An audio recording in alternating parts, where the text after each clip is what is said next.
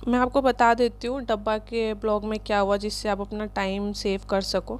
तो डब्बा के ब्लॉग में ये हुआ कि मेहंदी की तरह, शादी की तरह, हल्दी की तरह इनके यहाँ जो जन्मदिन मनाया जाता है वैसा ही कुछ हुआ। 10 दिन का ये प्रोसेस चला। एंड में मिस्ट्री बॉक्स का टर्न था।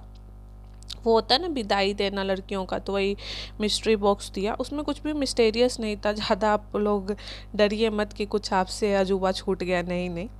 18 साल की लड़की को उसमें 8 साल के बच्चों को जो गिफ्ट दिया जाता है वही गिफ्ट मिला। क्लिकबेट ये था कि इंटरनेशनल ट्रिप वाला माहौल क्रिएट किया गया। अब देखिए, बेचारी का बर्थडे आया है 2023 में, 18 की हुई है। उसको इंटरनेशनल ट्रिप पे ले जाएंगे, लेकिन पासपोर्ट नहीं है, उसी के घर वालों ने पोल खोल दिया। अब जब पासपोर्ट बनेगा फिर जाएंगे, तब तक तो इसका तो नेक्स्ट बर्थडे आ जाएगा। अब अगले जन्मदिन का गिफ्ट जो है वो दे देगी दुबई ले जाके। तो रसगुल्ली का जो हस्बैंड है काफ़ी दिमाग वाले हैं कि चलो एक तीर से दो शिकार करते हैं, वही कुछ हुआ है। और सच पूछो तो जो चेहरे का एक्सप्रेशन था पिज़्ज़ा का, वो समझ ही रही थी कि भाई हमारे साथ क्या हो रहा है, हमसे जितना कमा रहे हो हमें क्या दे रहे हो। वो बच्चे अब समझ रहे हैं। हाँ, ये बात अलग है कि ब्लॉग में उनको 18 साल के, 19 साल के बच्चों को 8 साल और 9 साल के तरह के बच्चों की तरह दिखा रहे। वो कुछ कर नहीं सकते, अंदर से तो वो बच्चे एडल्ट हो ही चुके हैं। बॉयफ्रेंड, गर्लफ्रेंड, दोस्त, ये सब का उम्र है उनका। पढ़ाई लिखाई तो खैर क्या ही उम्मीद किया जाए इब्राहिम से, आपको हमको सबको पता है कि भूल से अगर इसके स्कूल का नाम डिस्क्लोज हो गया तो वो सारे पेरेंट्स अपने बच्चों का नाम वहाँ से कट करा लेंगे। जिस स्कूल में बच्चों को यही नहीं बताया जा रहा हो कि माइक्रोवेव ओवन क्या होता है, बर्थ सर्टिफिकेट क्या होता है। कितना भी सस्ता स्कूल होगा, अगर 500 रुपये भी फीस होगा, मैं तो खैर बहुत ही कम बता रही हूँ, तो भी माँ बाप क्यों देना चाहेंगे ऐसे स्कूल में जहाँ पे नेशनल टीवी पे ना सही, यूट्यूब जहाँ पे वर्ल्ड लेवल पे लोग देख रहे हैं उस स्कूल के बच्चों को क्या क्या नॉलेज है, क्या क्या नहीं। आपको हमको सबको पता, 18 साल की पिज़्ज़ा को बर्थ सर्टिफिकेट नहीं पता, और ऐसे बहुत सारे वायरलेस कीबोर्ड आते, मतलब कुछ भी नहीं पता है बंदी को। तो उस स्कूल में, उस स्कूल से ज़्यादा तो सरकारी स्कूल में पढ़ने वाले बच्चे जानते हैं, आजकल यूट्यूब देख के सीखते हैं। और पिज़्ज़ा का तो पूरा ख़ानदान ही यूट्यूब पे, फिर भी बेचारी स्कूल में ना से नॉर्मल मोबाइल से भी कुछ नहीं सीखती है।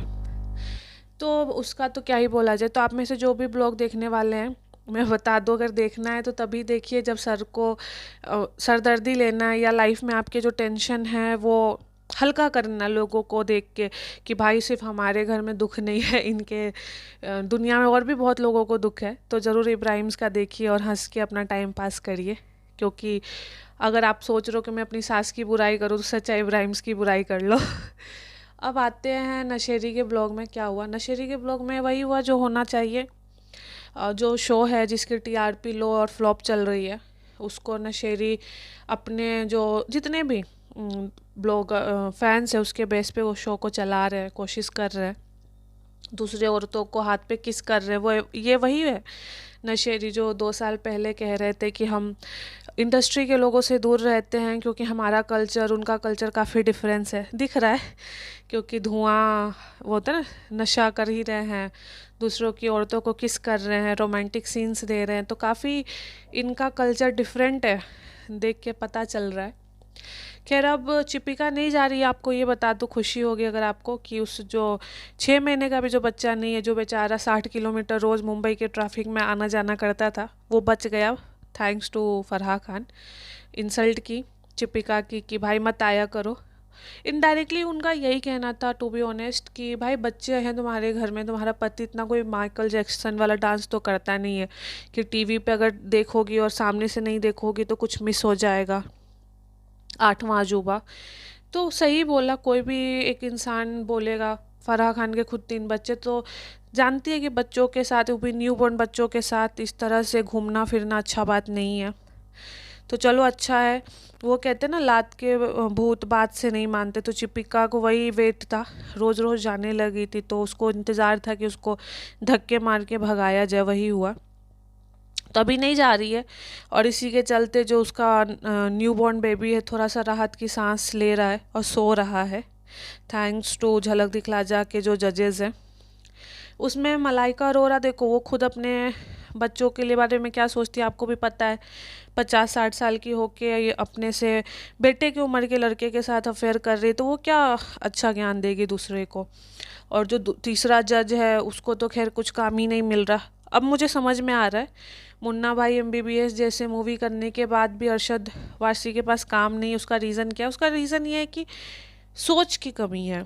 जैसे कि वो झलक दिखला जा में कंटेस्टेंट, मतलब नशेरी जैसे कंटेस्टेंट को प्रमोट कर रहे हैं और टैलेंटेड को डिस्क्वालीफाई हो रहे हैं वो बेचारे। वो देख के समझ में आ रहा है कि माइंडसेट क्या है। और ऐसे माइंडसेट जो टैलेंट को बढ़ावा नहीं देता है, यकीन मानिए उनका भी लंबा सफ़र नहीं होता। वो कहते हैं ना, सस्ता बार बार महंगा एक बार। मतलब अगर आपने अच्छी चीज़ को ख़रीदनी है, मेहनत करनी पड़ती है, पर मिल जाता है तो सॉलिड रहता है। लेकिन अगर आप चीट कर कर के पास होगे तो आपको हमेशा ही पास होने के लिए डर लगा रहेगा। उससे अच्छा एक बार मेहनत ही कर लो। शायद यही रीज़न है अरशद वारसी का करियर फ्लॉप हो रहा है। मलाइका अरोरा को ऐसे डांसर्स की वाहवाही करनी पड़ रही है जिसको डांस का डी भी नहीं आता है।